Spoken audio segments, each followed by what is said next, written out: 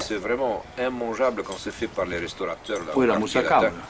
Au lieu de mettre de la crème béchamel, ils font une espèce de crème au plâtre, tu sais, par-dessus, très épais, avec des quantités de farine et à l'eau.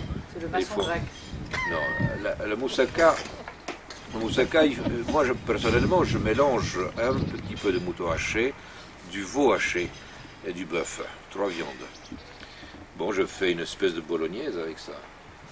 Ensuite, les aubergines, alors là, c'est un travail assez délicat. Pour éviter à ce que l'aubergine baigne dans la graisse, je la fais frire, je la fais dorer, et ensuite je la repose sur du papier absorbant pour supprimer toutes les matières grasses. Et par-dessus, je mets du papier et j'enlève carrément le gras. Bon, une fois que je préparais tout ça, la sauce un peu à la bolognaise avec les 3 assortiments de viande. Bon, il y a quelques herbes, bien sûr, dans la viande, il y a toujours les herbes qui accompagnent, n'est-ce pas? Et je mets une couche d'aubergine, je mets une couche de viande et une couche de béchamel. Et alors, ce qui est important, justement, c'est le dernier étage de la béchamel.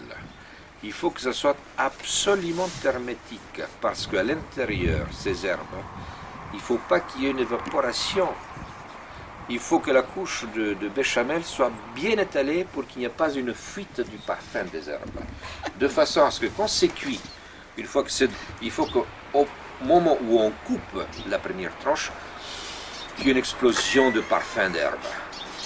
Parce que jusqu'alors, l'herbe ne s'est pas évaporée. À cause de la couche de béchamel. Ça, c'est très important. Tout est là.